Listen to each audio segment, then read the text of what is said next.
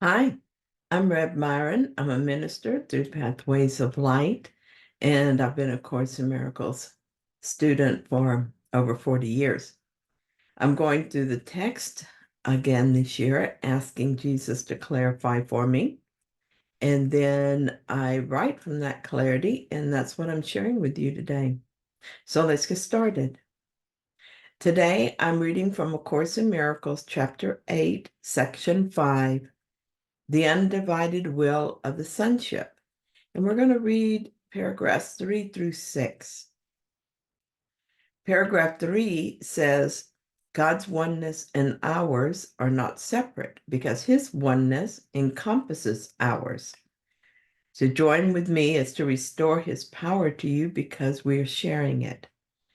I offer you only the recognition of his power, but in that lies all truth.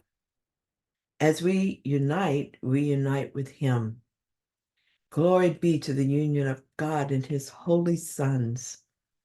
All glory lies in them because they are united. The miracles we do bear witness to the will of the Father for his Son and to our joy in uniting his will for us. I smiled as I read this. I had a vision of a toy I had as a child.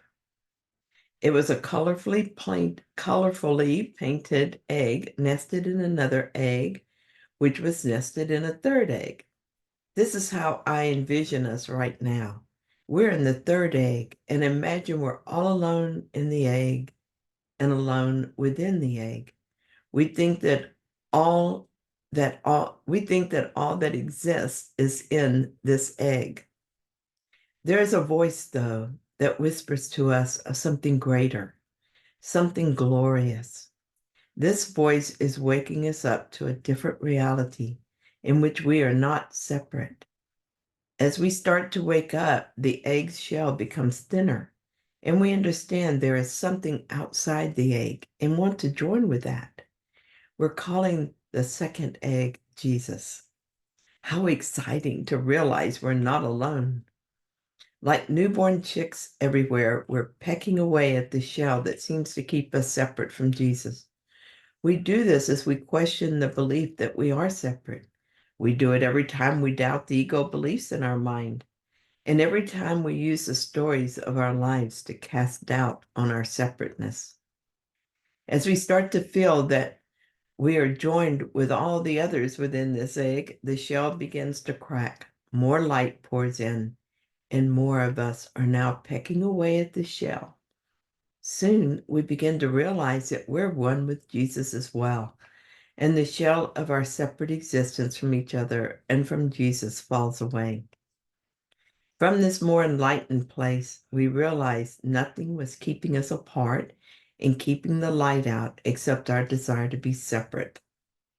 It was all in our mind, and with the help of our brother Jesus, who already knew this, we begin to open our hearts to the truth without fear and with total acceptance. As the final shell dissolves, we see that we are united, Father, Son, and Holy Spirit. Paragraph 4 tells us, when you unite with me, you are uniting without the ego, because I have renounced the ego in myself and therefore cannot unite with yours. Our union is therefore the way to renounce ego in you. The truth in both of us is beyond the ego. Our success in transcending the ego is guaranteed by God, and I share this confidence for both of us and all of us. I bring God's peace back to all his children because I received it of him for us all. Nothing can prevail against our united wills because nothing can prevail against God's. In this section, Jesus is really making it clear that together we will transcend the ego. It is very simple, really. Jesus transcended the ego and now helps us to do what he's already done. He has total confidence in us because he knows we will succeed as he did. I used to doubt myself, but Jesus held steadfast in his certainty. Thus, he knew for me what I still doubted. Now I have no doubt whatsoever that I will return my mind to God because I've joined my will with his, with Jesus's, and nothing can prevail against us because nothing can prevail against God. While I still become distracted and get hooked by my ego sometimes, I never lose sight of the goal. I might become angry with someone, but I never stay in anger and never argue for my anger. I might make the other one guilty in my mind, but I can change my mind, and I do. Even while I'm temporarily angry, I'm asking that the belief my brother is guilty be removed from my mind. This is how it is for me now. I look forward to the day the desire to blame cannot even find a foothold in my mind, no matter how tenuous. I don't doubt that day will come because I don't doubt God. So I don't doubt his voice, the Holy Spirit. And I don't doubt God's plan of atonement. I don't doubt my brother Jesus and his commitment to me. I don't even doubt myself anymore. Jesus transcended the ego, and by joining my will with his, he will transcend it again through me. And in perfect timing, he will do so through each of us until, as one, we return to our Father.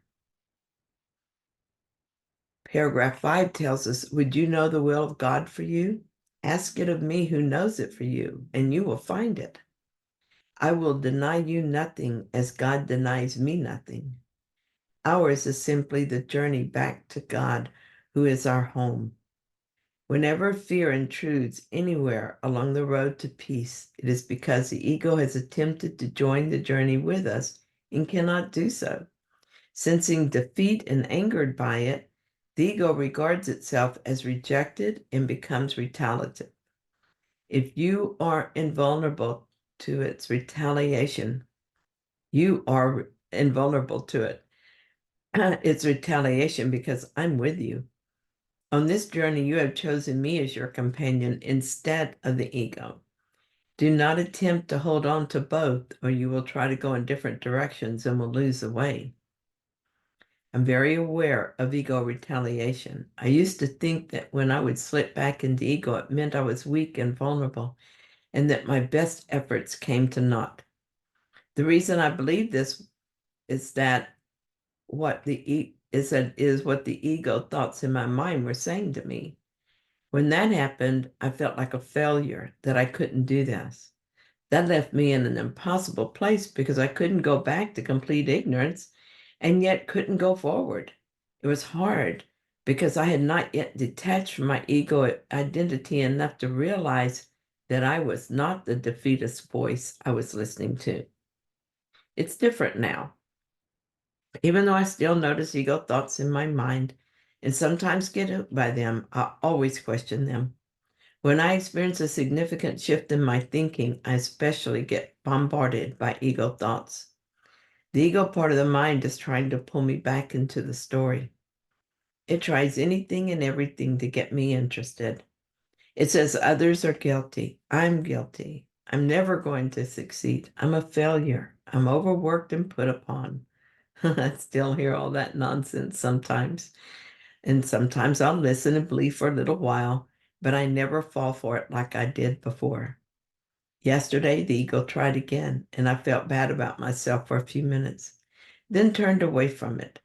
I cannot yet avoid the ego voice completely, but I can choose the voice I would believe. I made a deliberate choice to remember the truth. So I gave the ego thoughts to the Holy Spirit and asked that they be removed from my mind. Each time I do this, I become more certain of my true identity, and the ego hold on the mind loosens some more.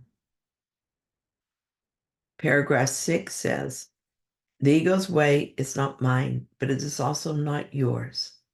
The Holy Spirit has one direction for all minds, and the one he taught me is yours. Let us not lose sight of his direction through illusions, for only illusions of another direction can obscure the one for which God's voice speaks in all of us. Never accord the ego the power to interfere with the journey. It has none, because a journey is a way to what is true. Leave all illusions behind and reach beyond all attempts of the ego to hold you back. I go before you because I am beyond the ego. Reach therefore for my hand because you want to transcend the ego. My strength will never be wanting, and if you choose to share it, you will do so. I give it willingly and gladly because I need you as much as you need me.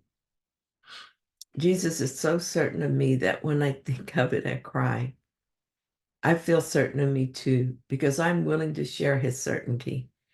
Jesus knows because he has transcended the ego and so has knowledge now. I trust him and he trusts me, so I trust me as well. I trust myself even when I'm confused, and I trust myself even when I slip back into ego thinking. I trust myself even when I feel helpless and hopeless. Because I trust myself, I always rise from the ego pit into the light, and I do so quickly. I do reach for your hand, dear brother, and I do this as often as I need to. I do this, as I do this, you are my elder brother, partner, and aid. I look to you as a model I would follow, your teachings as a standard I would achieve in my life. I will transcend the ego because you did. It is my purpose as it is yours and is everyone's. This day and every day is dedicated toward that goal. Thank you for showing me the way, being my ever-present helper, and lending me your strength. I cannot express the depth of my gratitude because I just don't have the words. Thank you so much for joining me in this reading. I hope that you found it helpful. If you did, then please like it. And if you haven't yet, please subscribe. And I'll be back soon with another reading. See you then.